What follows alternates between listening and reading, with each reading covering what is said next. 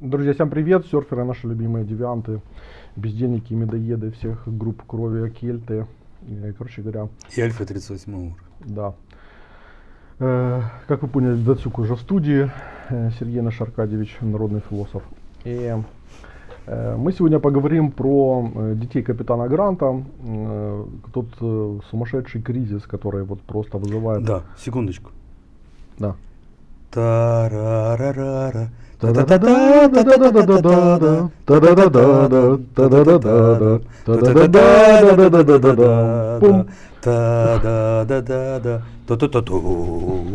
Что это? И вот сейчас вот именно ту-ту-ту-ту. Да. Так что это, ты знаешь, да? Да. Ну ты-то знаешь, но народ не весь знает. Да. Дети капитана Гранта наш. Увертюра Дунаевского, Да, да, к советскому фильму «Дети капитана да. Гранта». Да. Сколько это? 5 серий, по-моему. 5 серий. Смотря как смотреть. Не, 5 серий. Ну, хорошо, пусть будет 5. 5 серий. И, короче говоря, видите, у нас слух есть музыкальный. Какой-никакой. Короче, на протяжении последней недели, после того, как Дональд Трамп принял решение заморозить финансовую помощь, которая шла через USAID. А как правильно? USAID, USAID, USAID? USAID, ну, значит, и эта помощь шла не только в Украине, она шла на самом деле через 100 стран. В Украине начался такой грантоедский кризис, в котором уже отметились все. И было очень много болтовни по поводу, условно говоря, много болтовня по поводу зависти, да, там, что кто-то получал какие-то деньги, вот, и что они жили там на эти деньги безбедно, значит, и там было все у них хорошо. Это, вот этот дискурс, я считаю, он такой, он нас не особо он интересует, потому что это зависть, как бы, да. Вот. А вот что нас интересует? Нас интересует функция, точнее говоря, причина, функция и следствие. Нет, тогда надо начинать издалека, то есть сначала. Да, ну так я ж... А ты меня потом и пригласил. Да. Хорошо. Я ж предлагаю занырнуть это. Да, занырнуть. Понял? Потому что на протяжении десятилетий, не побоимся этого слова, значит, сложилась ситуация, когда Украина получает какую-то... Ну, скажем так, с начала 90-х. Да. Потому что я еще заканчивал 5-й курс, а ко мне приходил один очень известный потом журналист-пропагандист, который уже получил грант на собственную деятельность и рассказывал, как ему хорошо. Да. Вот. И на протяжении вот этих 3 десятилетий многим было хорошо. Вот, и это хорошо. И продолжает быть хорошо. И продолжает быть хорошо. Но при этом в государстве дела идут все хуже и хуже. И отсюда возникает логичный вопрос. По мере того, как помощь увеличивалась, она превратилась уже просто в огромную, потому что для многих стало открытием, что, оказывается, по программам USAID Украина получила 7 миллиардов, должна в этом году 7 миллиардов долларов получить. И, соответственно, это такая конкретная сумма, там, да, это огромная сумма. И многие начали задаваться вопросом, куда идут эти деньги? Куда идут эти деньги, где мы эти деньги видим, а, собственно говоря, почему мы эти деньги получаем? Потому что, когда развернулась критика против вот этих грантоедов, как их называют, я говорю без тени унижения какого-то, просто чтобы как-то... Давай скажем так, не все, кто получает грантоеды. Да. Грантоеды те, кто, присосался и уже долго сосет. А если человек начинает, не знаю, какое-то важное общественное дело, стартует проект, он взял, раскрутился и пошел, и отлично на рынке себя чувствует. Как его назовешь грантоедом? Назвать просто умный человек, который положил в основание грант и пошел дальше. Да. Но те, кто десятилетиями получают гранты, это и есть грантоеды. Так вот, ключевой диссонанс, он связан с тем, что в конечном итоге мы пришли к ситуации, когда многие вообще потеряли понимание и смысл, зачем, собственно, предоставляются гранты. Вот. Давай о понимании и смысле постепенно начнем. То есть занырнем, да? Да. Занырнем глубоко. представим себе ситуацию, что мне дали грант на то, чтобы написать политику грантов в Украине. Мне не давали, но я бесплатно. Мгм. Это, конечно, плохо, консультанты так не работают, но я же у тебя в гостях, да? Не бесплатно, мы там что-то собираем? Да. Во, ну то есть не бесплатно. Значит, за вот этот вот сбор, который мы собираем. Да. Да, пожертвовать, считай. Итак, если мы посмотрим понимание, как ты говоришь, сущность, да, или вот как бы глубинное содержание грантов, оно отражается от культуры к культуре, от цивилизации к цивилизации, от политического режима к политическому режиму. Ну, например, под грантом в России, российские Википедии понимают дотацию. Ну, такая кондовая, бюрократическая, чисто функциональная дотация. Украина пошла чуть дальше. Она как бы, ну, дотация вроде как считается как некая функционально участвующая вещь. Ну, это как бы есть основная деятельность, а ты можешь датировать что-то или там, где у тебя нет возможности напрямую финансировать, или там. Но как бы Украина пошла чуть дальше и сказала, что это ресурс. То есть это ресурс, который не предполагает дотацию как встраивание в имеющиеся финансовые потоки. Но если мы будем сравнивать понимание русское, украинское и англоамериканское, оно все отличается целью. Вот в Украине в Википедии зафиксированная позорная цель. Давай я прочитаю тебе. На реалізацію цільових проєктів та заходів організаційного розвитку. Да? То есть они у нас есть, и функционально гранты могут идти туда. Давай посмотрим, как это понимают англоамериканцы. Итак, грант – это фонд или фондирование. Да, вот этот термин мы используем в новой архитектуре человечества. Некуда ткнуть. Положи ее, поставь, чтобы было куда ткнуть пальцем. Да, фондирование – это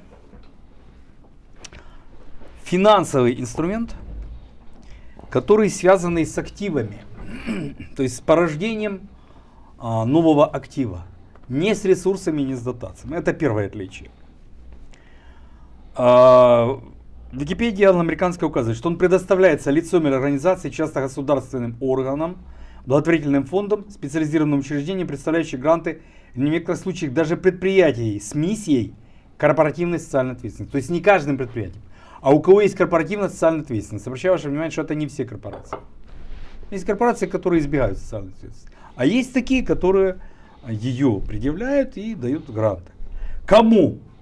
Вот этот важный вопрос кому. Он сильно отличается от того, как это понимают в Украине, и то, как это понимают англоамериканцы.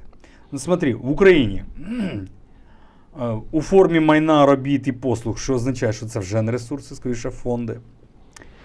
У національній чи іноземної валюти з повним обов'язковим фінансуванням, приватним проблемам з урядовими міжнародними грантодавцями, на безоплатній та безоплатній, не знаю, що таке безоплатний, ну як це, грант на безоплатній основі, в смысле, що за нього не треба платити, ну ладно. Представникам органів влади та місцевого самоврядування, мікро, малого та середнього бізнесу, громадського сектору та приватним особам. То есть распределение чисто в государственном виде. То есть как государство это видит. Что говорит англоамериканская Википедия? Лицу или другому субъекту, обычно некоммерческой организации, да? То есть обычной, но может и коммерческой, если она, мы к этому еще придем. Иногда предприятию или органу местного самоуправления для определенной цели. И вот какая цель? Как ты думаешь? Что указано? Ну какая цель гранта? Зачем дается грант? Ну, поддержать какую-то деятельность, какую-то активность. Это так в Украине. Направленное на благое дело там какое-то. Вот. Вот этого момента, цели, нет ни в украинской, ни в российской Википедии. То есть, обрати внимание, в американской Википедии четко сказано: цели, связанной с общественной выгодой. Угу. Ой, прошу прощения. С общественным благом. Угу. Это неправильный перевод, потому что я посмотрел, там good угу. в оригинале. С общественной пользой. Это глупый переводчик перевел как выгода, а я глупо прочитал. Угу. С этой точки зрения, то, что является благом для американцев, может не являться благом для нас, или благом для России, или благом для любой страны. Стало быть, вот этот вот момент блага, да, грант дается под благо, общественное благо, является базовым моментом, который неизбежно должны обсуждать грантодатель и грантополучатель. Почему неизбежно обсуждать? Не все, что считается благом в США, является благом у нас. Ну или, например, в Европе, или в Британии, или в Китае, или в России. Смотри, как здесь поступила Великобритания. В Великобритании ограничено грантовое дело таким образом, что оно не может служить цели лоббизма. Вот обрати внимание. Ты можешь дать грант на что угодно, кроме любые проекты или действия, имеющие лоббистский характер. Этого ограничения принципиально нет ни у Украины, ни у России. У России там пошли через репрессивные функции. То есть тебя объявляют иностранным агентом и бери деньги где хочешь. То есть там через общественный активизм уничтожают просто твою репутацию таким образом. В Украине вообще нигде не объявлено. У нас вообще непонятно, можно ли давать деньги в виде грантов или финансы даже, если пойдем дальше, государственным организациям, муниципальным организациям. То есть как бы не запрещено. Но давай поставим вопрос. А это благо?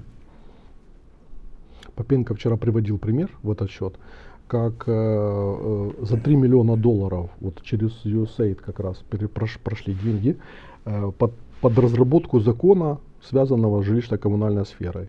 В этот закон влезли вот эти все монополисты всякие, и в результате его принятия там получились убытки на 200 миллиардов гривен. В виде То есть, неплатежей и всякое. Обрати внимание, вопрос блага мало того, что мы не знаем, как обсуждается при предоставлении гранта благо. Да? То есть это процесс не публичный. Мало того, что в государстве нет определения, что считать благом, так еще и сама система распределения или выдачи грантов не ставит этот вопрос. Это при том, что есть при каждом таком раздатчике грантов наблюдательный совет, который так или иначе трактует благо. Но если мы возьмем эту вот, нашумевшую в узких кругах статью в «Украинской правде», какие государственные органы и организации не получат средства из-за приостановления финансовой грантовой помощи USAID. Вот структура. Можем ее показать, да? Плохо видно. Да, плохо видно. Ты горизонтально. В общем, смотри. Вертикально. Вот если да, вертикально покажешь, да, будет вот есть структура. Да. Можете зайти на «Украинскую правду» вместе со мной, открыть. Это все дело «Экономическая правда».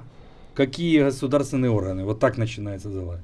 И если мы прошерстим структуру этих грантов, то вот посмотри, что там интересное окажется. Реабілітація в Україні, рехаб, да, відновлення та відповідальність через права людини. Вот говорят, что гранты даются на пропаганду ЛГБТ. Вот ты себе представляешь, что действительно вот есть такой грант, где написано на пропаганду ЛГБТ. Конечно же, такого гранта быть не может. Но, например, инклюзивность, вот відновлення та відповідальність через права людини. Вот это вот все, что, собственно, скрывается внутри содержания этих грантов. И поскольку они как бы являются не публичными, мы не можем даже знать, где там вот эти вот все вещи. То есть смотри, я не утверждаю, что это все пропаганда ЛГБТ. Я говорю, что контраргументы, которые... А я их прочитал. Сейчас же везде на всех этих сайтах вывешены аргументы, что вот как бы... Как мы неправильно воспринимаем, как даются гранты. И вот как бы там среди критики вот это вот, что на как бы рекламу ЛГБТ нет. такие гранты не даются, они скрываются вот всех вот в этих вещах. Но вот что я тебе могу сказать. Знаешь ли ты, Юра Романенко, що на зміцнення громадської довіри USAID потратил и собирается потратить 252 миллиона долларов. Да, то есть у нас есть Министерство едности. Бывшее все Министерство едности 252 миллиона долларов вряд ли потратит на зміцнення громадської довіри. Поэтому возникает вопрос. Так кто тут регулирует громадскую доверие? Министерство едности или все-таки USAID? Так что есть благо? Оно как бы внутри Украины? Или оно все-таки благо диктуется из-за рубежа? Нам рассказывают, что такое благо. Нам рассказывают, как зміцнювать эту самую громадскую доверие. А ты не оставляешь пространство для субъектности тем, кому дают эти деньги? Ну, собственно говоря, они получили деньги и распоряжаются ими, исходя с того, как вот они видят ситуацию. Судя по тому, как грантополучатели аргументировали свою полезность, ну или, скажем так, свое благо, вот заметь, вроде как бы это люди, которые продвигают в Украине толерантность. И судя по тому, как они дебатировали этот вопрос и как они были толерантны, в частности, в Facebook. Ну, самый толерантный человек, конечно, был Валерий Пекарь, который как бы четко и толерантно сказал: все покайтесь, тогда я вас прощу за то, что вы гоните тут на... Ну, очень толерантный подход, я бы сказал, даже супер такой толерантный. То есть устроить срач на ровном месте, не объясняя, не показывая, не предъявляя аргументы, собственно, как это было реализовано, и как бы предъявить только нетолерантные аргументы. Поэтому у меня возникает вопрос. Это, ну, ребята, вы действительно про толерантность? Это действительно про доверие? Ну, смотри, и Валера, он же озвучил еще один аргумент, который, ну, вот у меня хохот просто вызвал, что он буквально там после писал, что если очень плохо, что, значит, сейчас забрали эту помощь, потому что максимум через год вот эти люди, которые получали гранты там из США, они из голодухи будут вынуждены бежать, значит, в Европу, где под видом европейских фондов получат деньги от российских фондов. Вот, и следовательно... То есть, оказывается, гранты брали не патриоты, да, а гранты брали именно грантоеды, которые плевать хотели на свое государство, на то благо, которому они вроде служат, что они действительно побегут к России. Да. То есть, ребят, тогда зачем мы их финансируем? Если это такие люди, которые за деньги могут родину поменять, то а какой тогда смысл в этом? Да, то есть в логике Валеры ключевым является, что как бы лояльность покупается за деньги, и в основе лежит вот этот простой денежный интерес, а не принцип. И я вот написал текст, я его, правда, его еще не выставил, потому что его дошлифовал уже как бы так, но еще подшлифовывая. Я написал текст, и я там задался вопросом, что смотрите, когда вот грантоеды многие, они там говорили о том, как плохо, что бабушки берут деньги, не деньги, а гречку, а то и деньги, как бы там мы знаем, что на каждых выборах у нас там подкупается какая-то часть электората. И вот они говорили, что как плохо, что эти бабушки, и они так снисходительно еще, бабушки эти берут гречку, и поэтому у нас такая плохая демократия. Некоторые из них даже говорили, что было бы хорошо вот решить бюджетников право на голос, потому что вот они вот такие вот всякие, никакие, потому что из-за этого решается, так сказать, судьба страны, потому что их подкупают. Так получается, что в этой логике они абсолютно ничем не отличаются от такой бабушки. Просто бабушка как бы не заявляет там какие-то свои права на то, что она особая, что у нее есть понимание истинного пути, и что истина, что не истина, там, да, что вот эти поступки правильные, а вот эти неправильные. Они только этим отличаются, но по Насиму Талебу и грантоеды, и бабушка одинаково находятся в хрупкой позиции. Вот они же постоянно там говорят, Насима Талеба приводят там антихрупкость и все остальное. Так и у тех, и у других получается, что позиция хрупкая, что бабушка просто выгоду свою реализует в тот момент, когда к ней приходят с денежкой там, или с гречкой, приходит, значит, очередной политический жулик, вот. А к этим, ну, приходят, есть возможность прийти как бы к своим, потому что там часто свои сидят уже, ну, за десятилетия сложилась структура, где есть свой, чужой, как бы там, да, вот. И можно то же самое получить денежку и быть в комфортной среде, и из этой комфортной среды порицать бабушку, которая взяла денежку. Вот, и сложилась такая парадоксальная ситуация, когда хрупкость у обоих сторон Но при этом у одной стороны есть моральная позиция, а другая какое-то бессловесное быдло, вот которому Смотри, можно рассказывать, как жить. Меня некоторые строчки меня просто убивают. Ну, например, молодь як провідник української національної ідентичності. Є такі гаранти. Тобто, оказывается, у нас молодь не хоче засвоювати українську національну ідентичність. Ну, понятно, ребята как бы современные смотрят на разнообразие в мире, знают как минимум, кроме украинского, еще один или два языка. И понятно, что как бы, ну, им национальная идентичность не очень как-то заходит. Но вот на это тратят грант. Ну, это еще ладно. То есть тут как бы можно понять, что молодь подвержена влиянию, это все понять. Но вот угадай, на что было потрачено 170 миллионов долларов. Ну. Конкурентноспроможная экономика Украины. И На конкурентоспособность тратить деньги, потому что, ребята, конкурентоспособность, она не грантами создается. конечно. Это качества, которые прямо противоположны грантной политике. Как бы, чтобы человек был конкурентоспособным, он должен попасть в ситуацию, где невозможно взять грант, где выживание возможно только благодаря твоим усилиям. То есть, если тратить грант на конкурентоспособность, то количество грантов будет расти, а конкурентоспособность будет падать. И самое главное, за все эти годы у нас конкурентоспособность увеличилась или уменьшалась? Уменьшалась. Уменьшалось постоянно.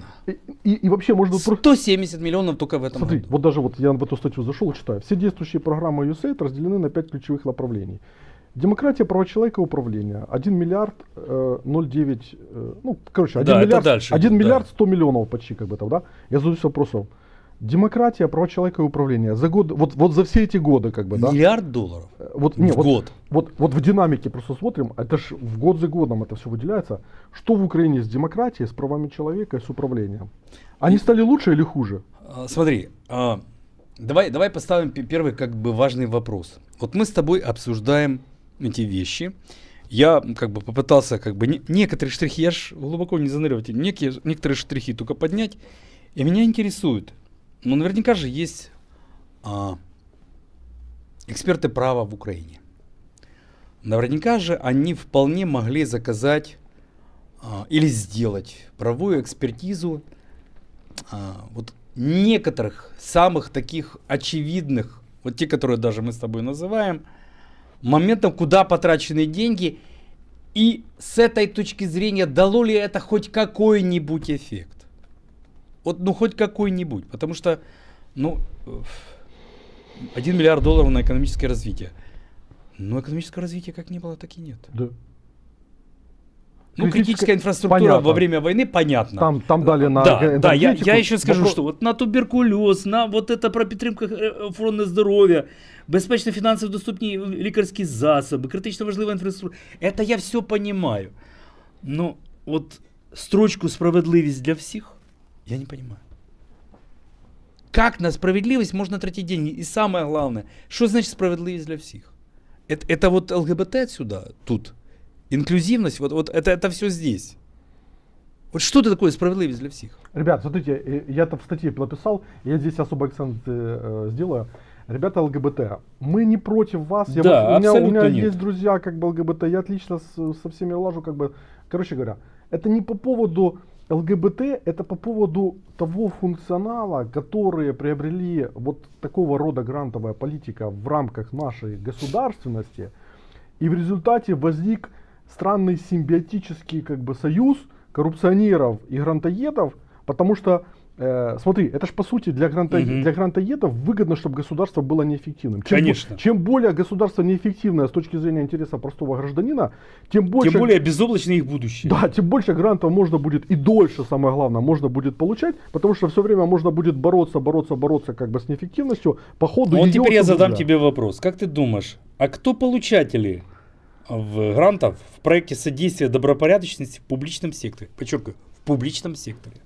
Вот кто? Как ты думаешь? Ну кто?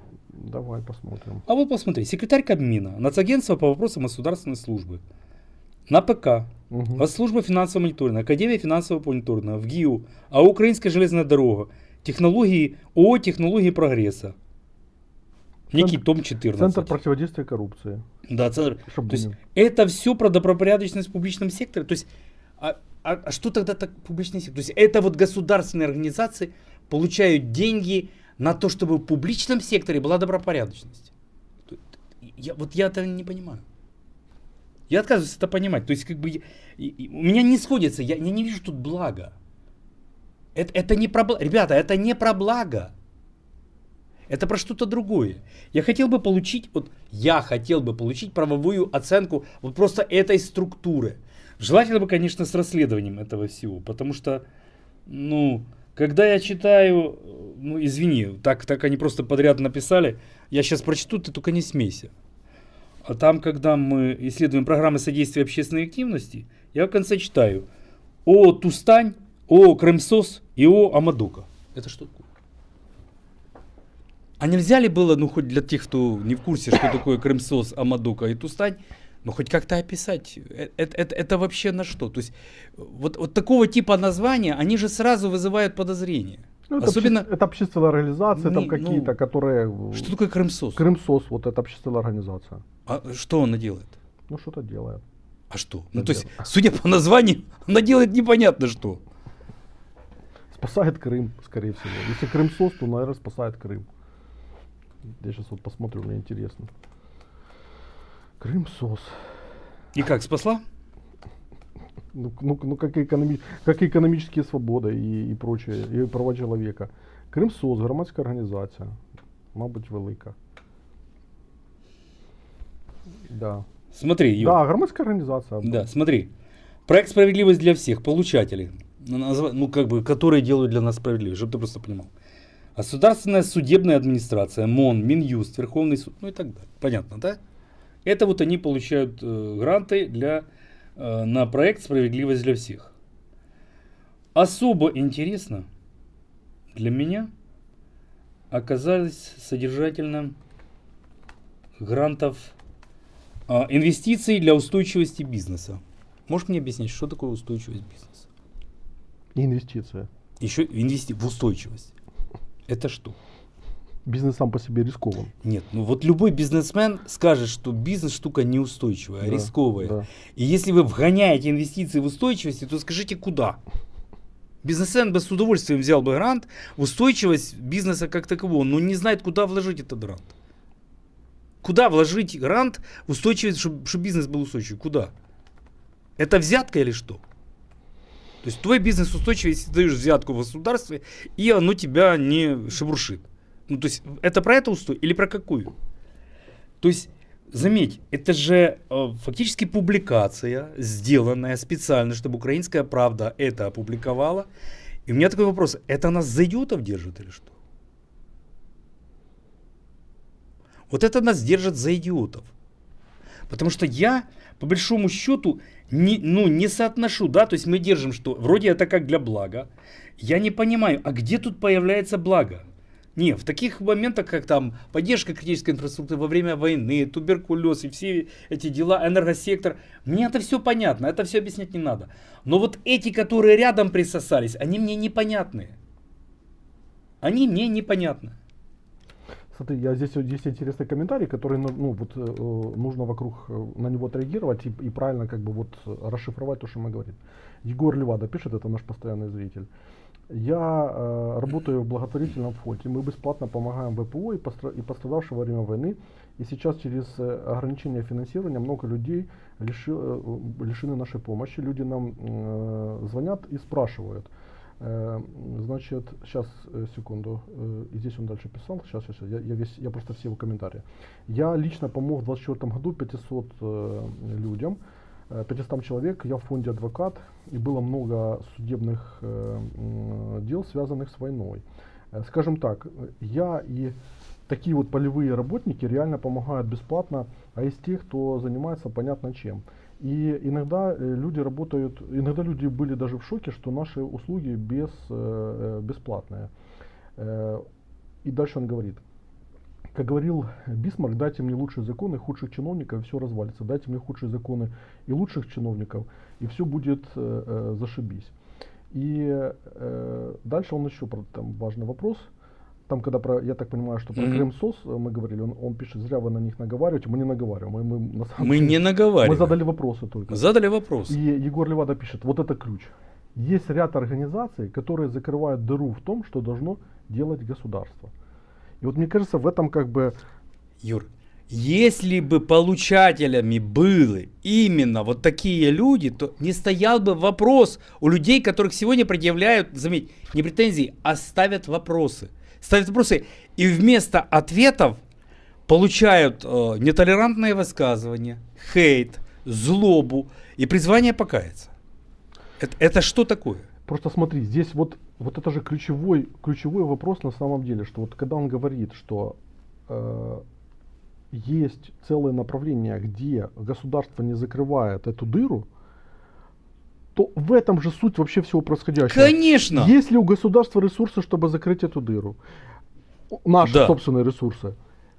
Если оказывается, что есть, а они есть, то почему тогда государство прикрывается грантами западных государств? Нет, смотри, я поставил бы вопрос более радикально. Используя этот момент, украинское государство, несмотря на то, что оно воюет, мы бы оценили, да, вот мы бы с тобой и вообще многие рядом с нами бы оценили, если бы украинское государство рядом с американским государством в одностороннем порядке объявило бы аудит, как, на что расходуется финансовая помощь, да, финансовый грант USAID. Просто расследовала и показала бы структуру, сколько там действительно важных, хороших дел, и мы бы это оценили, и сколько прилипало из государственных структур, и поименно бы их назвал. И не только с государственных. И только с государственных, да. Которые, заметь, и вот это я ввел критерий, которые многие годы, многие десятилетия присосавшись к гранту, потому что мы создали закрытую касту именно грантоедов, закрытая каста именно грантоедов, которые десятками лет живут на гранты. Вот я бы хотел вот на эту касту взглянуть с именами и фамилиями. Не просто расследование вот этой структуры нынешней, а хотя бы лет за 10 до этого. Да? Показать, что такая-то структура получает гранты 10 лет, а такая-то уже 15, а такая-то 20. То есть это люди, которые сделали грантоедство своим бизнесом. Это не про благо. И смотри. Они получают гранты как зарплату. Да, и теперь смотри. И проблема же еще в чем, что вот эта каста, она оторвана от реальной жизни. Потому что, то есть, они любят вот Робинсона Джамаглу, Дугласа Норта, вот которого там вспоминал. Нет, ты очень мягко хочешь. Оторван от реальной жизни, ладно. Но что такое коррупция по Макиавелли? Это использование общественного блага в частных целях. Вот они, и он называет это коррупция. Они не просто оторваны, они являются коррупционеры, потому что как бы доступ к этому благу, как гранту, вроде как есть у всех, но они монополизировали этот доступ за счет своих личных связей, хорошей, безусловно, может быть, хорошая репутация, то есть они умело пишут отчеты, как бы делают, что все шито-крыто и комар носа не подточит. Ну вот, например, демократическое управление Восточной Украины. Есть такой проект. В этом проекте получателем является Львовская областная ВА. Ну, то есть военная администрация. Я понимаю, может, львовяне там гуманитарную помощь отправляют. Или предоставляют. Но я об этом не могу узнать из вот этого вот перечня. Я не понимаю это, то, что происходит. То есть, фактически, мы говорим о том, что мы требуем публичного аудита. Куда идут гранты хотя бы этой конкретной организации, USAID, раз с ней сейчас, скандал.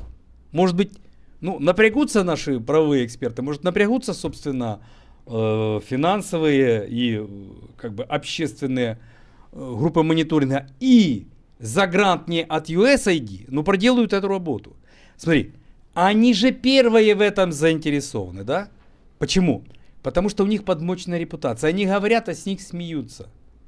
К ним уже подозрение, к ним уже недоверие. Ребята, возьмите грант на то, чтобы отбелить гранты. Покажите просто, докажите всем тем, кто сомневается, проведите честный аудит с проверкой потом обязательной, что вот именно так, что все правильно, что все идет на благое дело. Докажите это, вы же заинтересованы в этом. Мгм. Несколько осуждений наших Да. зрителей.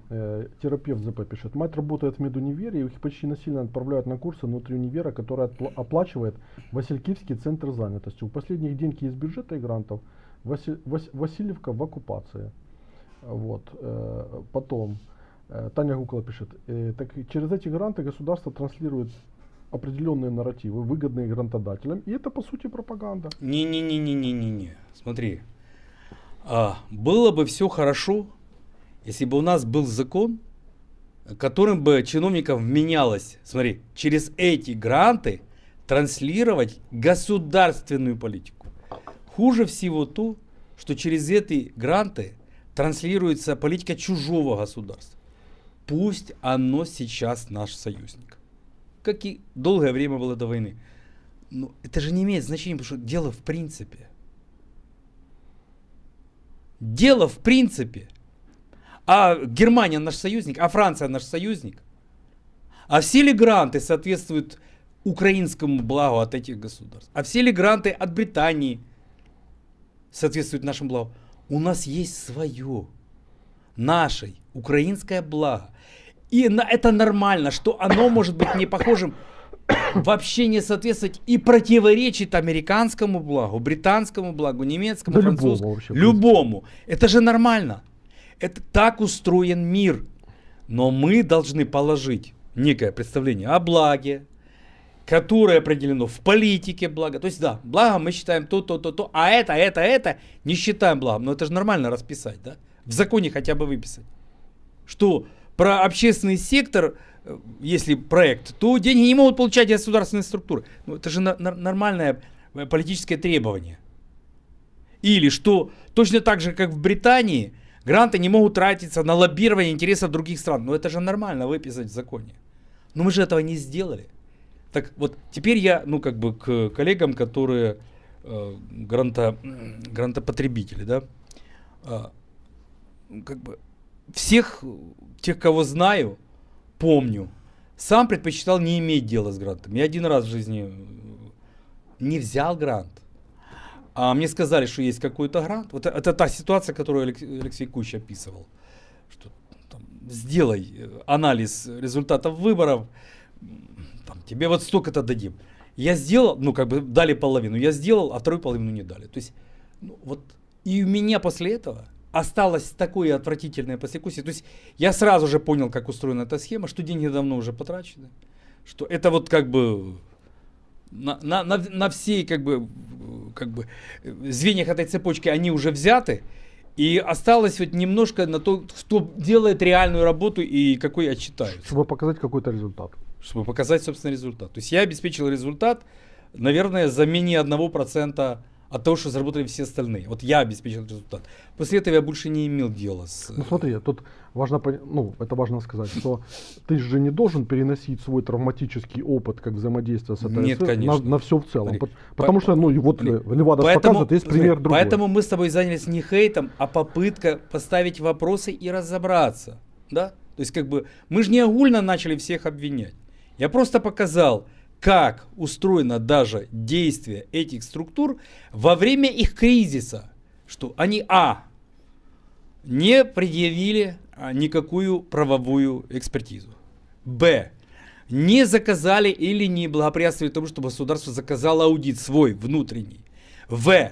Показали себя плохими коммуникаторами, хотя вроде как участвуют в грантовых делах и должны быть хорошими коммуникаторами. Они устроили срач, разборки, раскол с требованием покаяться, вместо того, чтобы сказать, мы понимаем, с чем связано ваше недоверие. Мы предпримем все усилия, чтобы растопить ваше недоверие. То есть они сделали 4 базовые ошибки. Вот именно поэтому мы сегодня в студии об этом говорим. Угу. Да. Ну и и ключевое же, я же просто акцентирую на этом, что по сути сформировалась такая ситуация, в которой грантоеды, которые по идее должны, деятельность которых должна быть направлена на повышение эффективности, заинтересованы в том, чтобы государство не было эффективным, потому что иначе закончатся тогда программы. и государство, которое по большому счету должно, ну, как бы, постоянно самосовершенствоваться там и развиваться, но поскольку находится под контролем коррупционных всех вот этих клик, как бы там, ОПГ, ФПГ там и так далее, вот, то оно вдруг увидело в этой как бы социальной группе, увидело для себя спасательный круг. Потому что одно дело, это знаешь, как портрет Дариана Грея. Давай назовем это эффект Дариана Грея. Потому что... Ну нет, смотри, Юр. Да, я закончу мысль. Ну, давай, почему? давай. Потому что как бы грантоеды, они говорили, что вот эти реформы хорошие, потому что как бы тут правильные люди возглавили, там наблюдательный фонд, там в институт зашли, там и так далее, и так далее, и так далее. Как бы, да. Еще и под этот закон там по какой-то получили деньги, которые позволили там его разработать своими же вот этими вот структурами там и так далее, и так далее. Вот. И для государства, которое постоянно находится в ситуации полного как бы там усугубляющегося коллапса, вдруг появилась очень удобная ширма, потому что можно сказать, как они все время говорят, так это не мы говорим, это мы требуем, это не мы хотим, это МВФ требует, это наши западные партнеры требуют. А вот тут вот смотрите заключение, там вот этих сказали, что какие молодцы, а вот это правильная реформа, а вот это все. И получается, что на фоне, когда там 10 миллионов человек сбежало из страны, там даже 15 миллионов, как мы точно не знаем, сбежало из страны, потому что просто как бы невыносимо жить, не могут люди приспособиться. Вот. Произошло развал как бы целых инфраструктур, еще до войны. Это же произошло как бы разложение системы образования, разложение системы здравоохранения и так далее, и так далее. Вот. Но нам все время надевали как бы вот эти розовые очки, говорят, мы идем в правильном направлении, все хорошо. Евроинтеграция, евроатлантическая интеграция, все, эксперт вышел, эксперт сказал, значит, вышли как бы, детектор медиа сказал, вот это истина, вот это вот как бы верим, вот этим верим, а вот это вот плохие, потому что они там гранты не берут, но они так не говорят, но просто как бы не из нашей тусовки, вот они там плавают как бы, да. Выходит честно и говорит, Арестович российский зрадник, мы на него вешаем как бы вешаем ярлык российского зрадника. Подождите, есть какое-то решение суда? Есть какая-то правовая как бы вообще оценка, вот, что вы можете себе это позволить. И что самое главное, Арестович же может, любой другой человек, на которого как бы вешается такой ярлык, он же несет конкретные репутационные издержки, потому что кто-то с ним не захочет там, не знаю, там сотрудничать, работать там и так далее, и так далее. Так, а с чего вы себе взяли, что вы можете себе это позволить? Вы кто? Юр, смотри, это немножко в другую сторону. Я просто хочу обобщить это явление. Не, подожди, так это взаимосвязанные вещи. Да. Хочу обобщить это явление. Это началось не сегодня, да. Не сейчас. Это началось в начале 90-х. Но к началу 2000-х это явление приобрело настолько широкий размах, что роман украинской письменницы Евгении Кононенко, который назывался «Про грантоедов», как назывался? Я не знаю. Он назывался «Имитация». Угу. Он вышел в 2003 году. Где, собственно, это уже для лиц, так сказать, утаемниченных, рождало тогда гомерический хохот. То есть, смотри, в начале 2000-х мы уже гомерическим хохотом над этим смеялись. Уже был роман, который вскрывал это все. Но это не стало поводом для аудита, для расследования, для создания законодательства, для создания правовой базы. Что мы вообще здесь строим и что такое, собственно, наше благо. Я захотел установить, а сколько же все-таки у нас в Украине грантов. И вот есть такой чудненький сайт, Юра, он называется granty.org.ua. Тут и про USAID, она на 4-м месте, European Commission, и British Council, и Grants and Funding from Government of Canada, и Solidarity Fund Польши в Украине, и Ministry of Foreign Affairs Poland, Norway ID, Ministry Denmark, United Nations, которая украинская, ИСАП и так далее. А как же ты думаешь, сколько, собственно, грантовых организаций в Украине? Ну, которые, собственно, дают грант. Вот сколько? Ну, назови цифру мне. Сколько? Какая? Еще ну, сколько украинских структур дает грантов в Украине? Украинских. Собственно, украинских. Собственно, украинских. Не знаю. Они приведены первыми 3. Украинский культурный фонд посмотрел, действительно, мелкий культурный проект, но все-таки систематическая работа с четкими результатами, все описано, все лежит, можете посмотреть. Украинский фонд стартапов, то же самое, сайт, все описание, за що получили, що і дія. Гранти від держави за рахунок міжнародної технічної допомоги на власну справу. И все. То есть мы оказываемся в ситуации, когда грантовая деятельность в Украине фактически сведена к нулю. Ну подожди, есть еще фонды, потому что там олигархические фонды, есть бизнес-фонды, есть. Я просто... Стой.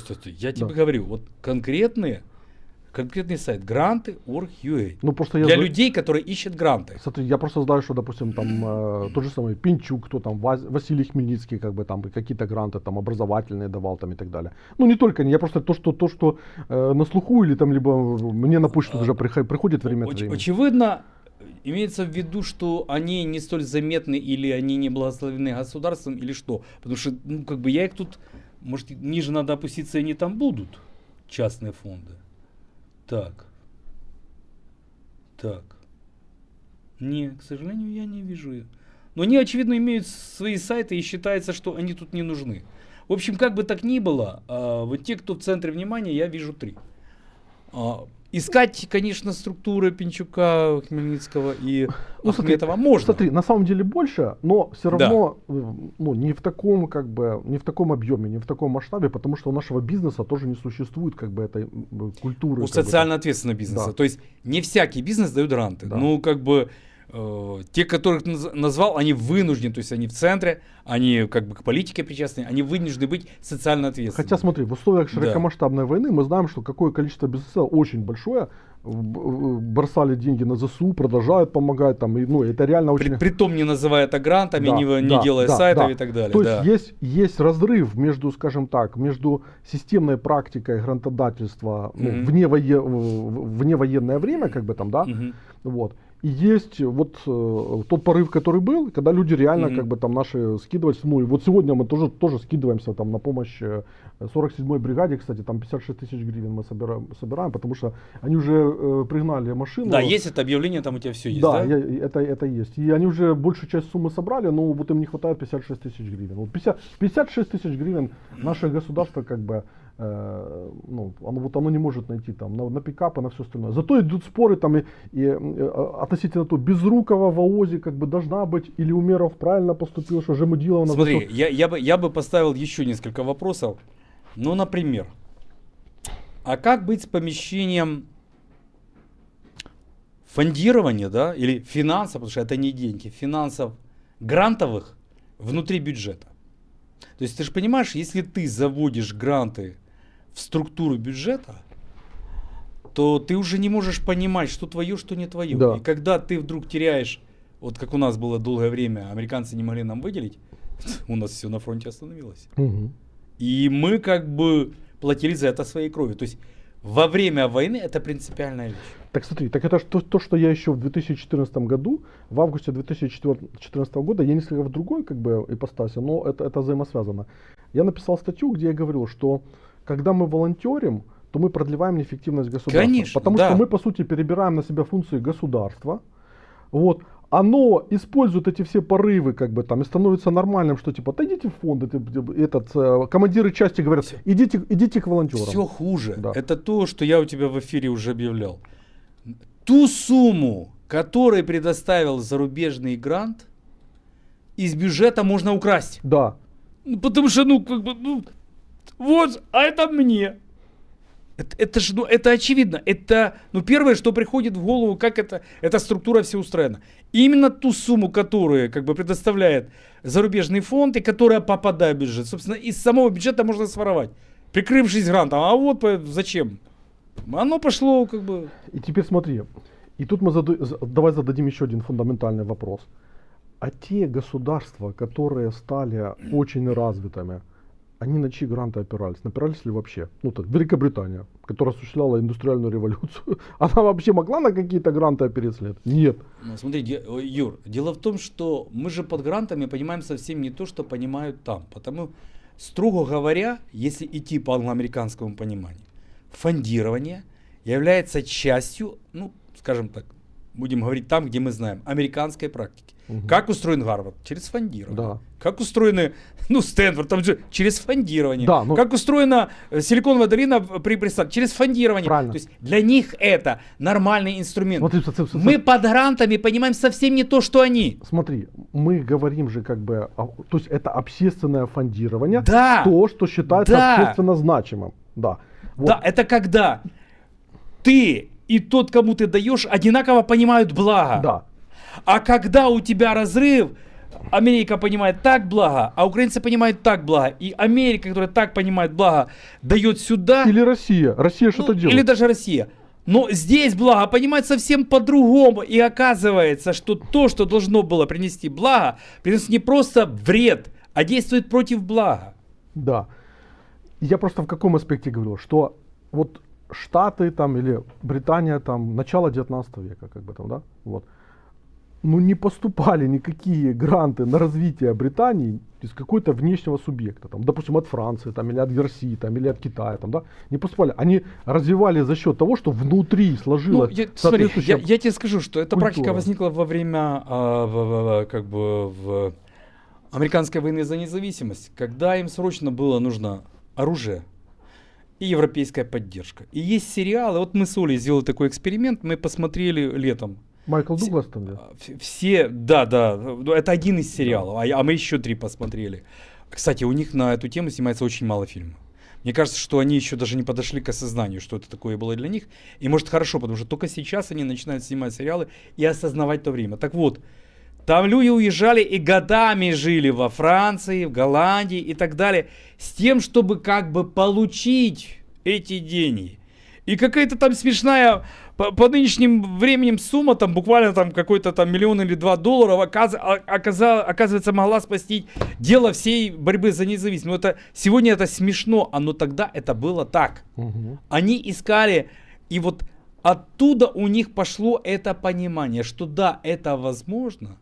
Если вы находитесь внутри общего понимания блага, то тогда финансы служат благу. Но для того, чтобы установить, что вы находитесь внутри общего блага, что происходило? Вот я же смотрел на вот этого, где играет там Дуглас. Что он делал? Они сидели и очень долго согласовывали, что такое благо в понимании того, кто просит, и что такое благо в понимании того, кто дает. То есть огромную часть времени они обсуждали именно благо.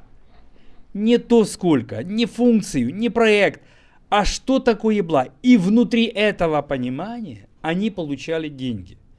Как сейчас эта бодяга устроена? Тебе дают анкету и говорят, от тебя не надо никакого понимания блага.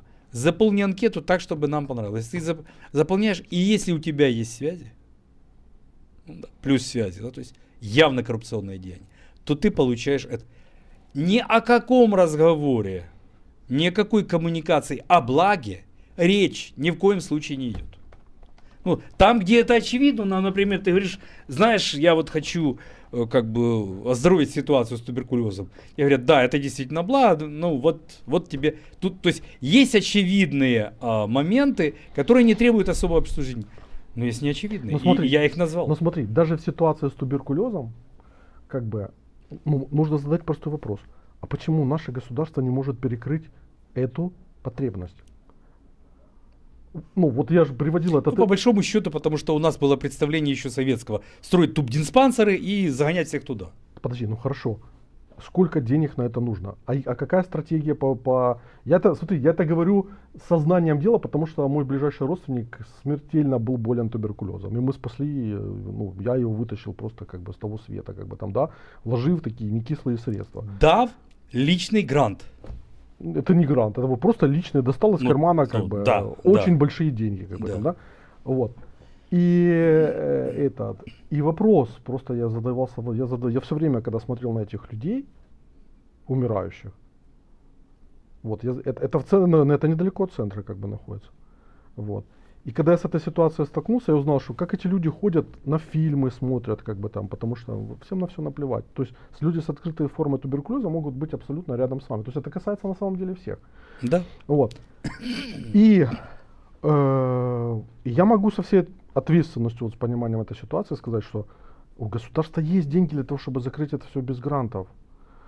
Поскольку если нужно 300 миллионов долларов, ну, например, как бы там для того, чтобы закрыть, я говорю условно, там, да, ну, 150 миллионов долларов для того, чтобы закрыть проблему туберкулезников, то почему государство жлобится на это? Не, ну не жлобится. Когда, подожди, вопрос не в жлобстве, вопрос в приоритетах. Конечно. Да, и когда... Так нет, даже не в приоритете. В государстве нет агентов блага.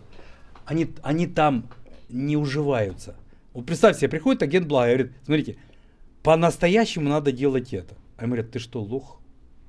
Смотри, здесь это, тут связи с тем, тут связи с тем. Тут этот берет, тут этой фирме мы отчисляем, потому что они там нам это дают. Вот понял, смотри, вот десяток связей, в которые мы описаны. И то, что ты говоришь, мы сделать не можем, хотя ты правильно говоришь. Но мы являемся вот в этой многосложной коррупционной ситуации. Ты понял? Понял. И человек, агент Блага, задает вопрос, а нельзя разрушить эту коррупционную сложную картину? Ему говорят, ну это и есть государство. У тебя другого нет. И ты смотришь на это, понимаешь их глубинную правоту, и все, что ты можешь сделать, это просто развернуться и уйти. То есть агенты блага внутри государственной структуры не выживают.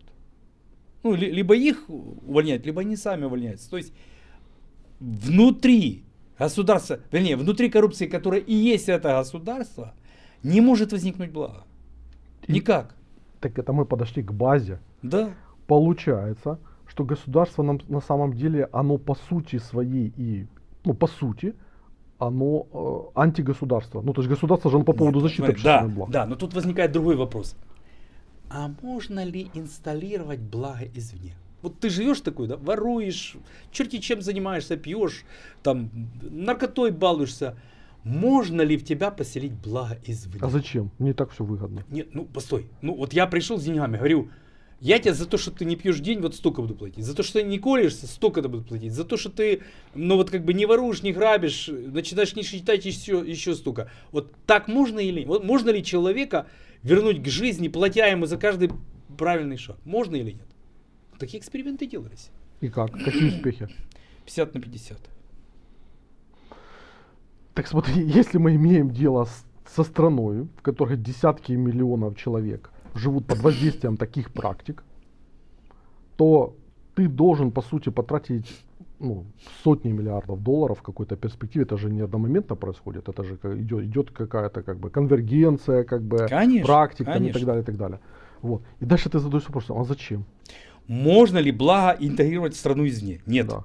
Если граждане не являются не то что носителями, а не приветствуют это. Ну, то есть, грубо говоря. Если нет агентов блага внутри конечно. страны. Вот почему мы недолюбливаем вот всех этих людей, потому что мы их давно знаем. Мы знаем, что они пользуются этими мигрантами как бы уже много лет. Они ведут себя по-хамски. Ну, как бы и между собой, и вообще в коммуникации. И судя по ним, они не являются носителем никакого блага, ни американского, ни мирового, ни внутриукраинского. И вот это и есть вопрос. И реакция этих ребят на приостановку всего лишь одного фонда. Ну да, богатого, американского, но всего лишь одного. Показывает, что они не являются агентами блага. И что они его здесь не распространяют. Вот в этом проблема. Сами по себе, они могут быть милыми, хорошими, умными и даже профессиональными людьми. Но агентами блага не являются. Вот в этом трагедия Украины.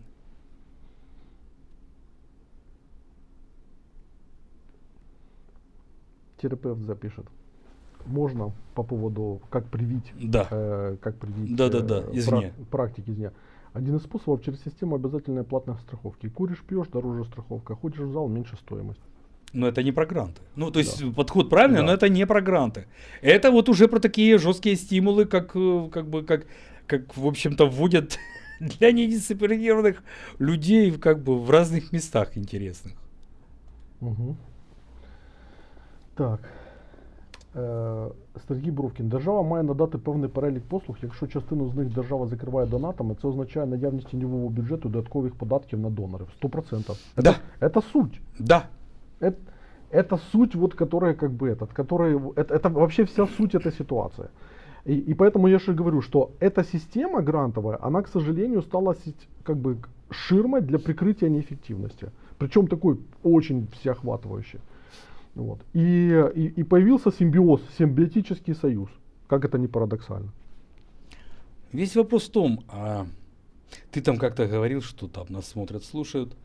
И что? Вот как бы можно надеяться, что там через неделю у нас будет правовая экспертиза этой ситуации, что у нас будет финансовый аудит структуры грантовой в Украине. Можно на это надеяться или нельзя? Ну, я тебя просто спрашиваю, что я ж... Ну, я думаю, что если задаться этим вопросом, то как бы то это можно А просто. кому это надо? В Да. смысле, вот подставить свою жизнь под разъяренных, толерантных агентов блага, которые давно уже живут на гранты, как бы с целью чего? С целью получить по зубам или что? Ну, вот какая у меня может быть цель у этого? Что это за действие? Я понимаю, если этим могут заняться структуры там общественные организации, которые есть безопасность. Я же как бы только займусь этим как отдельная одиночка, я же погибну. Ну, то есть это как бы стопроцентная ситуация. Нет, так это я ж об этом говорю, что это вопрос, вопрос как бы вообще как правильно сказать, такой общественной организации, которая способна оценить целесообразность этого действия и выстроить для этого инфраструктуру соответствующую. То есть, смотри, по сути ты говоришь о контроле над теми, кто, по идее, должен контролировать государство. Даже не о контроле, а о том, чтобы хотя бы дискуссия такая началась. Весь вопрос в том, что вот то, что мы сегодня с тобой так размышляем, я же нигде не видел. Я почему и согласился с тобой поговорить, потому что я вначале, ты же помнишь, как я сопротивлялся, что опять этот срач, эти гранты, не хочу я в этом участвовать. Но потом я подумал, что если в этом участвовать, то как-то ставить вопросы по существу, так как они должны стоять, потому что никто же не пытается даже так поставить вопрос. Что такое благо? Как оно может возникать в государстве, в стране? Может ли оно быть привнесено извне? При каких условиях? Как это должно быть прописано в законодательстве? Как должен быть устроен аудит, проверка, правовая экспертиза? Как должны быть представлены все эти результаты? Кто должен за этим наблюдать? То есть как бы это же все вопросы, которые никто из них не пытается обсуждать. Хотя должен был вроде бы. Они же гранты получают за вот все вот это вот. Как там оно называлось, не помнишь, вот это вот там, где про справедливость, про вот всю вот эту вот вещь, которую я вот сейчас без всяких грантов произношу, а они произносить не хотят. Вот. Відновлення та відповідальність через права людини. Вот это. Сприяние доброчестности и публичному сексу. Это все про то. Вы не хотите мне вот 10% из этого, из каждого вот заплатить за мою сегодняшнюю работу? Не? Понятное дело, что они хотят. А то бы скинулись. Я бы, конечно, все на фронт отдал. Сразу говорю. Что я бы себе не забрал, все отдал бы на фронт. Но сам факт был бы символичен для меня. И смотри, я просто как бы еще один аспект, который хотел вот обратить внимание, что вот это вот как бы мыльный пузырь, это как вот еще одна из главных проблем, которую я вижу, что вот этот мыльный пузырь грантовый, который сформировался, вот, он же как бы за счет того, что есть внешний как бы спонсор там, да, вот, он мог закрыть глаза на многие проблемы, которые были в стране. Ты прям по Пелевину шпаришь. Да. Ты помнишь его принцип в этом, в Empire V? Что? Ты просто произнес это слово, я вспомнил этот принцип Пелевина. Принцип всяких грантов. Пелевин его сформулировал в книжке Empire V. Пока есть спонсор, нужно делать дискурс. Угу. Буквально. Вот как-то так, да. И одна из причин как бы отсутствия саморефлексии украинцев заключалась в том, что вот через вот этот мыльный пузырь шло постоянное искажение реальной ситуации. Да, то есть мыльный пузырь как бы все это отражал и в таком как бы искривленном зеркале. Да. И в результате, как бы, вот там, когда Левада пишет, что украинцы приходят, там простые граждане приходят за получением там какой-то помощи, там, да, которая шла там через их организацию. Слава богу, что вот такие есть организации. Вот. Но походу же как бы никто не задается вопросом, почему ты идешь ну почему украинец должен идти в какую-то организацию, которая связана с западным грантодателем или с любым грантодателем, в принципе, а не требует это соответствующей политики от своего собственного государства, которое у него изымает ресурсы, и еще вопрос, то есть как бы не задаются даже вопросом, сколько ресурсов изымает, куда эти ресурсы тратятся, что ты вследствие нищеты, которая у тебя есть буквально, должен идти к кому-то, когда у тебя есть свое государство. И тогда у людей начинает появляться вопрос, а зачем такое Смотри, государство? Юр, мы же с тобой говорим, и ты постоянно как бы апеллируешь к государству, которое должно это сделать, а я постоянно апеллирую к профессионалам, которые должны это сделать. Не, Не, это нормально. Наверное, и те, и другие. Но я же скажу из того, что я не верю, что это государство может сделать. Нет, так я тоже не верю. Не веришь, да? Я же в Но данном ты случае- постоянно к нему апеллируешь. Смотри, я апеллирую в данном Да. случае не к государству, а к логике простого человека. Вот смотри, то, что мы делаем, мы пытаемся развить критическое отношение к тому, что... Рефлексивное. Ну, да. в частности, критическое, Да. да. С чем люди сталкиваются? Вот каждый день человек сталкивается с какими-то вызовами, проблемами и так далее, и он все время должен ставить вопрос, почему это произошло, вследствие чего? Машина врезалась в другую машину, вследствие чего? Да? Потому что это каждого из нас может коснуться, там, многие ездят на автомобилях. Там. Или, Да, отыскать причину иногда очень непросто. Да, вот. Но когда люди начинают ставить эти вопросы, какая-то часть хотя бы, а еще лучше значительная часть, то их уже не наебешь. Уже, ну вот просто такое слово применяю, потому что, ну... Моя мама просит, чтобы ты поменьше таких слов применил. Один раз сказал за весь эфир. Вот извинись. Мама Дацюка, извините, пожалуйста, ну как бы вот не сдержався. Що, ти ваша дитина, тепер оце таке слухає. Оце таке слухає дитина, да. Вот. Но суть же нашей деятельности в этом. И, кстати, мы получаем в какой-то степени гранты от наших зрителей, потому что каждый месяц, Да. исходя из того, что им нравится, как бы там они Потому что как бы там ни было, Да. мы боремся за благо. да.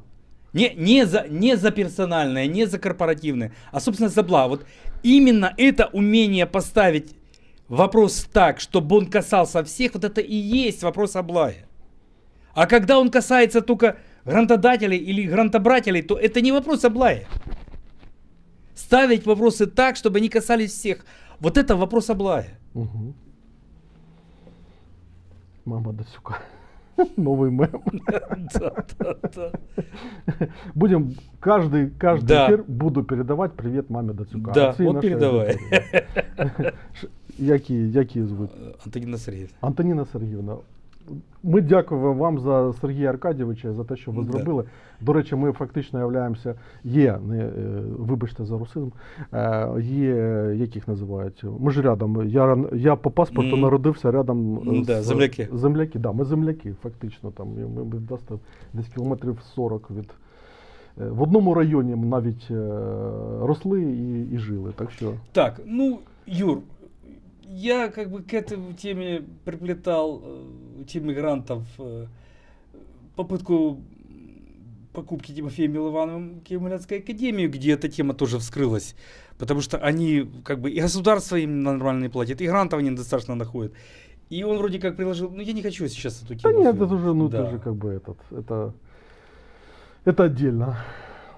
Или вообще как бы, может, нет, не смысл. Так, і тут пишуть, стоп, ви отримаєте на гранти цільові донати, котрі дають ті, хто знає, що Да. гроші не пропадуть, гранти Да. ж йдуть з податків, ніхто Да, не... Нет, так именно. есть, нет, так и спрашивают, то есть как бы, меня, например, один парень в телеге написал, что типа, вот я типа давал вам на студию, а теперь я разочаровался, потому что вот вы Не там, такая студия. не, что вы там не вступаете в дебаты там, короче, с одним чуваком, вот, и меня так взяло, Ну, я взял его, набрал, ну, в телеге как бы ну, там же что этот, хочешь, да. вот, я его набрал и говорю, а какая претензия? Вот ты, мы с тобой как бы, ты сейчас требуешь от меня, чтобы я делал то, что хочешь ты. Ну да. Вот. Ну, условно говоря, ты прислал 500 гривен. Означает ли, ты сделал это там добровольно, там, исходя там, из своего целеполагания, означает ли, что я должен выполнять твою любую забеганку? Ну, условно говоря, ты мне приходишь, Романенко Юрий Витальевич, значит, пожалуйста, в 8 утра встал, поехал, я не знаю, там в Макдональдс, купил там завтрак и отвез на Оболонь там туда-то, туда-то, туда-то. Очень надо. Не, ну это... Подожди. Это не буквально. Не-не-не, я Да. вот пофантазирую по ходу, да, как бы такая эротическая фантазия. И мы очень быстро все как бы все выяснили. Урегулировали, Да, да? урегулировали. То есть он сказал, ну да, я там не понимал то-то, то-то, типа как бы, да, вопрос снимается там и так далее, и так далее, и так далее. Юр, ну это зависимость Вот. есть. Когда мы начинаем работать на аудиторию, аудитория начинает с нас требовать. Хотим этого, а этого не хотим. Смотри, это Да. нормально, это нормально. Но опять-таки, мы существуем в симбиотическом как бы этом. Могу ли я существовать там без этих донатов? Могу. Я откровенно говорю, Да. я могу существовать. Но я хочу, чтобы прививалась вот такая Да. культура, Да. когда человек понимал, что это нужно делать. Потому что вот Сидоренко пришел сюда, как бы Влад Сидоренко рассказал там как бы о коррупции, которая на высших эшелонах царит, там 3-часовой эфир, там всем советую посмотреть. Вот. И как бы он это сделал через нашу площадку, с нашей помощью мы усилили сигнал. И мы это все сделали совместно, как бы там. Да, вот этот стол как бы подарил бизнесмен знакомый. Он стоит больших денег, я бы его так бы не купил бы там, да. Вот. Смотри, другой что-то принес, другой чай прислал. Но это ладно. Да. Я не понимаю другого. Когда, например, ты платишь деньги кабельному оператору, и он показывает тебе рекламу внутри эфирных каналов, это я понять могу. Потому что эфирные каналы, их не поменяешь. Там она просто монтирована. Но когда он начинает транслировать рекламу по каналам, собственно, кабельным, ей быть не нужно, потому что я деньги не плачу. Этого я не понимаю. То есть ты как бы постоянно поднимаешь мне тариф, постоянно, еще рекламу мне втюхиваешь. Это зачем? Вот этого я не понимаю, например. Какие как бы мобильных операторов, которые сейчас, благо, появилась уже возможность блокировать особо наглых, во всяком в телефонах появилась такая функция. Я даже уже не вступаю в разговор. У меня просто появляется, что это звонит мошенник, я его сразу блокирую. Раньше. А сколько пришлось биться, чтобы элементарно эта функция появилась? А простым людям биться, не кому-то. Здесь пишут, что вымогают дискуссию Дацюка с польскими экспертами, было эффектно. У нас должен будет советник президента Польши, не только как бы он будет, еще много кто будет. Вот. Я думаю, что мы эту дискуссию продолжим, которая действительно тогда была эффектной и эффективной на самом деле. Вот. І Людмила Мила пише: хлопці, виходьте з цими питаннями на інші канали інформації, бо вас тут не всі чують і бачать. Мы не можем бегать на все каналы информации, потому что это просто как бы превышает наши физические возможности. И самое главное, какова эффективность? Наша эффективность заключается в том, чтобы расширять аудиторию, делая то, что как бы ты имеешь, как бы управляя ситуацией. То есть, как бы, когда ты управляешь коммуникацией, ты можешь делать ее более эффективной, как бы, а это напрямую зависит от того, как мы коммуницируем с вами. А для этого вы, как агенты, здравого смысла и нашего общего блага, о котором мы говорим и пытаемся все-таки прийти к ситуации, когда у нас будет государство, нацеленное на общее благо, вы можете тоже делать свою толику малого дела, которая будет этому способствовать. Кто-то донатами, кто-то распространяя информацию, кто-то участвуя в дискуссиях. То есть все вместе мы как бы работаем на то, чтобы вот это пространство здравого смысла увеличивалось и работало. Вот сейчас люди добавляются на спонсорство и за это огромное спасибо. Это ваш это ваш вклад. Даже если это 1 гривна или 10 гривен, или это 100 гривен, это уже немаловажно. Вот. Но я прошу поддержать сбор на 47-ю бригаду, потому что там 50 тысяч нужно. Это вот наш как бы общественный долг. Поддержите, пожалуйста. Людям, которые находятся на передке, и в Курской области в частности, и сейчас держат этот периметр, и им нужно этот Л-200, который они купили, нужно поставить на колеса и загнать, чтобы помочь. Поэтому, мне кажется, мы справились с задачей сегодня. Если нет таких вопросов каких-то интересных, то сейчас можем завершать. Я посмотрю сейчас еще вопросы, может быть. Так. Посмотрю, что там у нас было на обоих каналах. Так.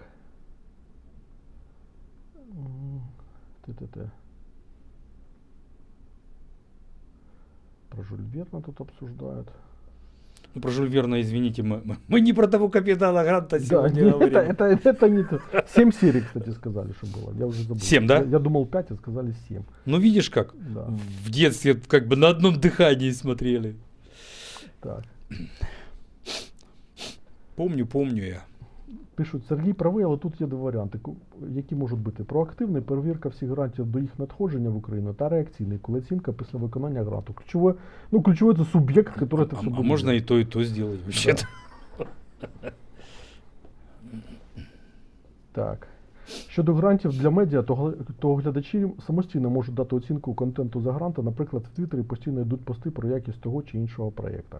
Да сейчас, если им не вернется финансирование, то вот тот рынок свободный, о котором там многие из них постоянно говорили, Юр, он даст. ну давай скажем честно, профессиональный журналист, животное неубиваемое, приспособленное к джунглям. Да. Ну, вот это вот то, что там какие-то гранты как бы остановили, никак не повлияет. Профессиональный журналист на рынке выживет. 100%. Бигус выживет на рынке в этом плане. 100%. Там кто-то как бы говорил, поверьте, Бигус выживет вот без грантов абсолютно. У него куча хорошего контента, у него масса трафового контента. Поэтому трафик это деньги. И, собственно говоря, я не думаю, что он... Они профессионалы, да. которые жили на гранты, таких и не жалко. Да, поэтому у Бигуса все будет хорошо. Так. Так вы же... вот, Алекс Чепилко пишет. Так вы же сами говорите, что донат развращает государство и сами донатите. Странная позиция, если без оговорок. Позиция не странная, потому что мы понимаем, что если государство не решит проблему жизни конкретных... То страны не будет. Да, конкретных людей, которые с автоматами, там, с дронами сейчас защищают саму возможность такой дискуссии. И поэтому... Эта ситуация сложилась, в частности, из-за вот этой всей грантовой хреновины. Да. И поэтому жизнь, она сложная. И поэтому, как бы, даже если мы понимаем, что это продолжает неэффективность государства, то мы это делаем, понимая, что если мы потеряем государство вообще, то, просто исчезнут, исчезнут просто многие возможности, которые бы мы могли реализовать, имея более эффективное государство, более эффективную форму социальной организации украинцев в принципе. И для этого нужно выиграть время. И эта война, и вот все, что происходит, это по поводу выигрывания времени для перестройки, формирования условий для того, чтобы мы, исходя из нашей рефлексии... Могли жить без грантов. Да. Вот. Отлично, Ну это оптимистическая ноте, да? И закончим. Так.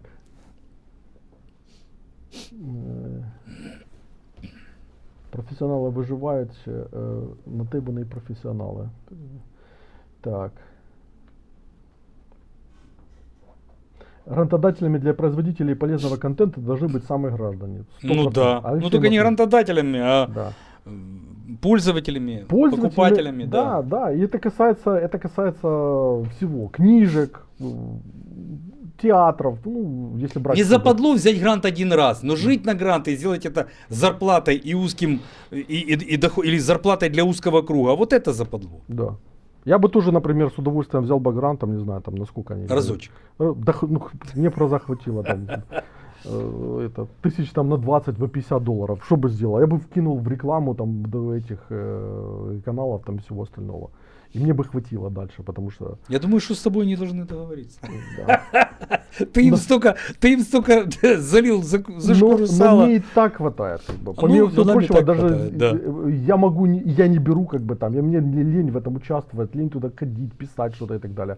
Потому что я лучше посижу, это зависит от меня, это мой просто принцип. Нужно делать то, что зависит от меня. Так, есть еще другая ситуация. Ко мне периодически подкатывали люди, желая дать грант. Я говорю, нет. Ну чего, ты просто не понимаешь, тут все, а мы тут где-то рядом с тобой. Я говорю, не, без меня. Вот это есть ситуация, когда тебя хотят дать, да, тебя в это втравить, и потом это очень нехорошая ситуация. Это на самом деле, мне кажется, мотивация такая, использование такой общественной фигуры большой. Конечно. Для того, чтобы для того, чтобы там достигать... Для того, чтобы разные вещи делать.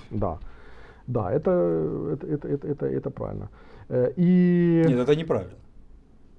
Я имею в виду, твоя позиция правильная, да, не то, що вони... НАТО Стименко пише, ми прийшли до того, що нам потрібно розвивати сильний середній клас. Ну, конечно же. Юр, за грант. За грант. Развивать средний класс за грант. Тут спрашивают, а в чем цель гранта? Это поддержка идеи или управление идеями? У нас это поддержка даже не идей, а функционирования. Ну, то есть в Украине, так в Википедии написано. У России это вообще дотации, то есть это даже не поддержка, это как бы часть поддержки, которая из другого источника. А, собственно, идея гранта — это благо. Это что-то, что служит благу, но пока не распознается как благо и не может немедленно получить финансирование ни на рынке, ни как бы в общественной среде. Дэн Третьяков спрашивает, а если Рашка сейчас теперь начнет раздавать гранты, так она это раздает. Она не прекращала. Я ж вот только что сделал эфир про Азербайджан, где как раз рассказывал, один из элементов было о Россотрудничестве, которое через русский дом там распространяла нужную информацию и по сути работала через нее шпионская сеть. Вот, так она же в Украине существовала там до 2014 года и работала прекрасно, как бы там и ровно в таком же ключе. Они тоже раздавали гранты, там и социологам давали, и кому только не давали. Вот, поэтому они это тоже Да, это проект влияния. Они на такую систему грантов подсадили пол Европы. Это же как бы правда там, да. И, кстати, это очень интересно, потому что в Европе, в общем, тоже люди не против получить денежку, как бы для того, чтобы поучаствовать в том, что кажется им приемлемым, а по ходу выполняя тот функционал, который дает грантодатель. Да, это не узкоукраинская проблема. Да. И кстати, это касается даже там таких столпов, там каких-то философий, там медийных персон в Европе, которые там подписывались на всякие конференции, ездили там на Валдай там и все остальное. Более того, даже продолжают ездить. Вот. Поэтому это не только внутриукраинская проблема. Просто в отличие от Украины, допустим, та же самая Франция, Нидерланды, там, я не знаю, Германия, они имеют саму по себе... Ну да, это не только Шрёдер или Пен. Они имеют саму по себе сильную государственность, в которой есть там сильная бюрократия, и она выполняет свои функции независимо от того, какой политический там сейчас шторм на поверхности у них бушует. Вот. А у нас государство... И, кстати, в том числе потому, что там есть понимание общего блага. Они как минимум об этом думают. Да. И поэтому держат рамку какую-то. И институт репутации устроен чуть-чуть лучше, чем у нас. А у нас, к сожалению... Да. А у нас, к сожалению, институт репутации устроен на гранты. Да. Кстати, хорошая же вещь, да? Нужная же вещь в институте репутации, но он грантовый. Синтез пишет. Розділна класа відрижка марксизму. Вы марксисты? Та дело не в том, что марксисты. Надо назвать это какой-то другой. Постой, я хочу разобраться. А где услышался марксизм? Про средний класс, когда сказали. Про средний класс? Да. Я про средний класс ничего не говорил. Не, мы говорили, просто я там выше зачитывал то, что НАТО говорила, как бы там. Но есть обозначение социальных групп. Вот средний класс это такое обозначение. К чести, средний класс это, в общем-то, не марксистская категория. Да, он ее как-то так вскользь использовал, но на самом деле говорил про другой класс. Могу напомнить про какой. Напомню. Пролетариат. Да. Он про это говорил. Средний, у него через средний класс описывалась революция. Французская революция. Вот. А так нет. Країна відкритого коду питає. Вопрос до Цюку. В чем разница между управлением и властью в контексте Третьей Республики? Это отзвуки дебатов в телеграм-канале Нач, да? Ну, есть целая большая наш цикл про это все дела. И как бы там, где мы про институцию говорим. Вот. Но если кратко, то идея правления, она древнегреческого происхождения, она была утеряна из-за утери базовых работ Платона, Государства и Аристотеля. И из-за того, что в Европу эти идеи пришли от римского коллаборанта Полибия, у которого вот эта вот власть, народ, охлократия и вся вот эта вот бодяга. И эта идея возобладала. А потом, когда уже был переведен Платон и Аристотель, европейская философия не захотела менять возникший философский дискурс. И так мы до сих пор и кочевряжемся с этим делом, не умея различить управление или правление и власть. Власть — это отчужденная воля или волевые аспекты мышления, веры и эмпатии. Отчужденная. И в этом отчуждении есть два Тот, кто готов подчинять, тот, кто готов подчиняться. Это не обязательно персональные отношения, потому что они могут быть и групповые, и между государством, и... Но как бы это всегда вот этот вот момент отчуждения от воли. А в управлении нет отчуждения воли, потому что управление, особенно целевое, это когда ты проникаешь или договариваешься о том, что вы сообща видите цель.